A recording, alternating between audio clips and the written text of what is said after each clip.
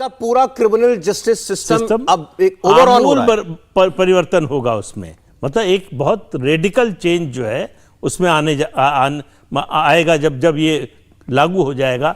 संशोधन के बाद जो नया कानून बनेगा जिस दिन लागू हो जाएगा, और ये सरकार जिस दिन आई उस दिन से इसका वादा था कि इसको हम बदलेंगे।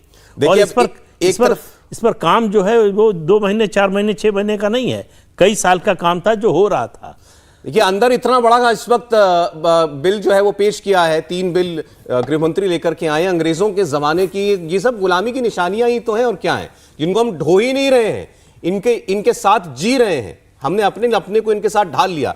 विपक्ष का इस वक्त प्रोटेस्ट चल रहा है, राहुल गांधी लीड कर रहे हैं। आपने देखा विपक्ष के सारे सांसद जो हैं गांधी प्रतिमा के सामने जाकर के अभी इस वक्त प्रोटेस्ट करने जा रहे हैं पार्लियामेंट हाउस के अंदर। और इनका कहना यह है कि प्रधानमंत्री ने मणिपुर पर जवाब नहीं दिया, प्रधानमंत्री की बातों में जो थे वो तथ्य नहीं थे, ये उनका इल्जाम है। दूसरा उनका ये भी कहना है कि हमारे नेताओं के ऊपर जिस तरीके की कार्रवाई की गई है उसके खिलाफ भी उनका रोष है। खासकर अधीर रंजन चौधरी को जिस तरीके से जब तक प्रिविलेज कमेटी का निर्णय नहीं आ जाता तब तक वो सस्पेंडेड रहेंगे। अब अगर वो अगला सत्र शुरू हो जाए तब तक भी अगर उसका निर्णय नहीं आया तो तब भी वो सदन की कार्रवाई में हिस्सा नहीं ले सकते हैं। उसको लेकर के भी नाराजगी है। और आज भी अंदर सदन में नारेबाजी इस बात को लेकर हो रही थी कि नरेंद्र मोदी दोबारा आए। कल उन्होंने चर्चा का जवाब दिया है अविश्वास प्रस्ताव पर, और आज भी अंदर नारे ये लगा रहा था विपक्ष कि प्रधानमंत्री को सदन में आना चाहिए।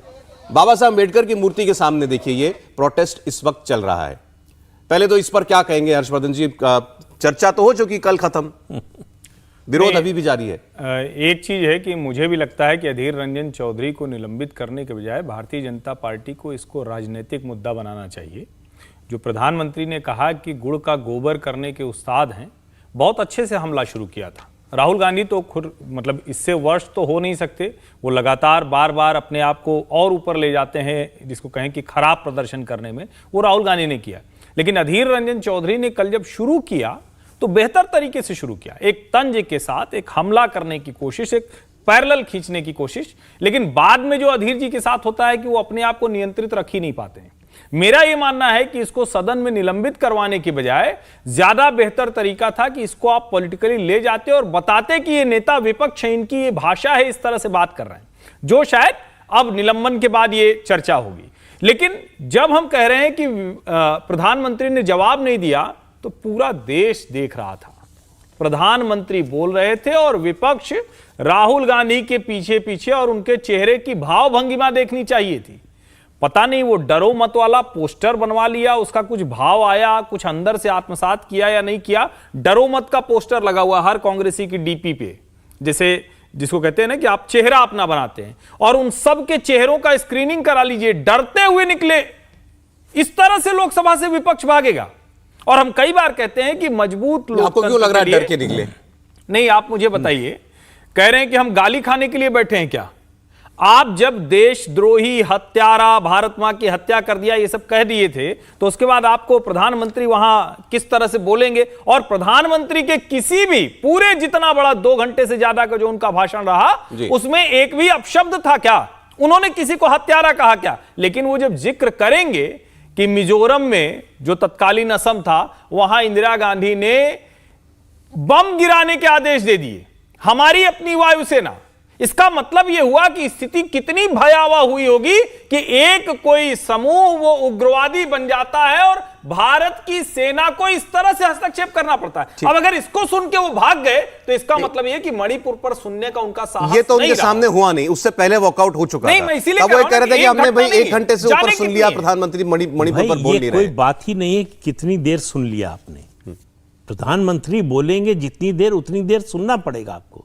और मुझे जहां तक याद है, मतलब अगर गलत हो तो ठीक कीजिए, मुझे याद नहीं है कि कभी अविश्वास प्रस्ताव विपक्ष लाया हो और उस पर वोटिंग न हुई हो। वोटिंग से पहले भाग जाए विपक्ष, ठीक बात है। तो जो प्रधानमंत्री ने एक बात कही बोलते हुए, उन्होंने एक बात कही थी कि ये फ्लोर टेस्ट हमारा नहीं है, आपका है। पिछली बार जितने लोग आपके साथ थे उतने ने भी वोट नहीं दिया था। ठीक है। तो इस बार भी ऐसा ही होगा। विनोद जी, मुझे 30 सेकंड देंगे, मैं जरा माफ कीजिएगा, देवेंद्र पराशर जुड़ गए हमारे साथ, हमारे पॉलिटिकल एडिटर। एक कमेंट उनसे ले लें जो भी पार्लियामेंट में इस वक्त चल रहा है। एक तो बड़ा महत्वपूर्ण बिल जो है इंडियन पीनल कोड सीआरपीसी को और एविडेंस एक्ट को बदलने के लिए गृहमंत्री लेकर के आए हैं, वो देवेंद्र बताएंगे कि कितना बड़ा काम जो है ये सरकार कर रही है और इसके क्या परिणाम होंगे आने वाले वक्त में।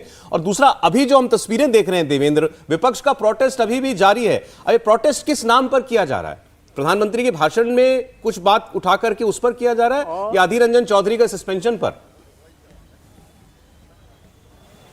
अधीर रंजन चौधरी के सस्पेंशन को लेकर सबसे ज्यादा नाराजगी है। उसके सहारे एक नैरेटिव सेट करने की कोशिश की जा रही है कि यहाँ पर बोलने की आज़ादी नहीं है और लोकसभा में भी हम नहीं बोल सकते, और लोकसभा में बोल रहे हैं तो ऐसे कार्रवाई की जा रही है। इन सारी बातों को लेकर कांग्रेस पार्टी के सांसद या उनके साथ जो बाकी दूसरे विपक्षी दल वो प्रोटेस्ट कर रहे हैं। लेकिन सौरभ, जो ज़्यादा महत्वपूर्ण है कि जो बिल 3 इंट्रोड्यूस किए गए और क्रिमिनल प्रोसीड्योर को लेकर, उसके बारे में अगर आप देखें तो ये ऐसे कानून आगे होंगे, क्योंकि अभी उससे समिति को भेजा जाएगा, लेकिन ये ऐसे कानून होंगे जो कि तकरीबन हर भारतीय को प्रत्यक्ष या अप्रत्यक्ष तौर पर प्रभावित कर सकते हैं। और इसकी फिलॉसफी देखें तो इसकी फिलॉसफी के बारे में पिछले दिनों ही अमित शाह ने ये बताया था कि मकसद ये होना चाहिए कानून का कि न्याय मिले, मकसद ये नहीं होना चाहिए कि किसी को दंड देना है। क्योंकि ये अंग्रेजों के समय के ये कानून है, चाहे साक्ष्य से संबंधित कानून हो या क्रिमिनल से संबंधित कानून हो, और सब उन कानूनों की अवधि को आप देखें तो 1860 का कानून आज चल रहा है, 1872 का कानून आज चल रहा है। तो इसमें आधुनिक समय के हिसाब से, आधुनिक भारत के हिसाब से उसमें बदलाव किए जाने चाहिए। और अपने आप में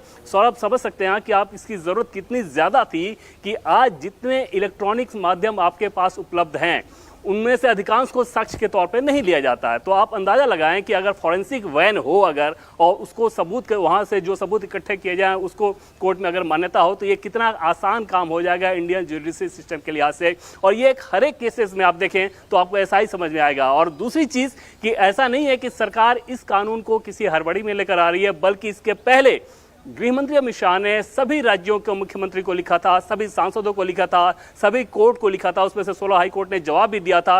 मतलब सबसे सुझाव मांगे गए थे ताकि आधुनिक समय के हिसाब से हमारी न्याय व्यवस्था किन कानूनों के आधार पर हो, दंड की जो प्रक्रिया हो वो कैसी हो, साक्ष्यों की प्रक्रिया हो वो कैसी हो, दंड का जो विधान हो वो कैसा होना चाहिए, इन सारी चीज़ों को लेकर सबसे सुझाव मांगे गए हैं। उसके बाद इस बिल को अमित शाह ने लोकसभा में इंट्रोड्यूस किया है। कुल मिलाकर जिस प्रकार से कहा जाता है कि अंग्रेजों के समय की जितनी निशानियां थी, गुलामी की जो निशानियां थी, उसमें बदलाव किया जाना है। ये सौरभ, इससे आप सबसे महत्वपूर्ण बदलाव कह सकते हैं। बहुत शुक्रिया देवेंद्र आपका ये खबर हम तक पहुंचाने के लिए, धन्यवाद। इंडिया टीवी हर वक्त हर जगह डाउनलोड करने के लिए सर्च करें India TV news Google play store या ऐप स्टोर पर।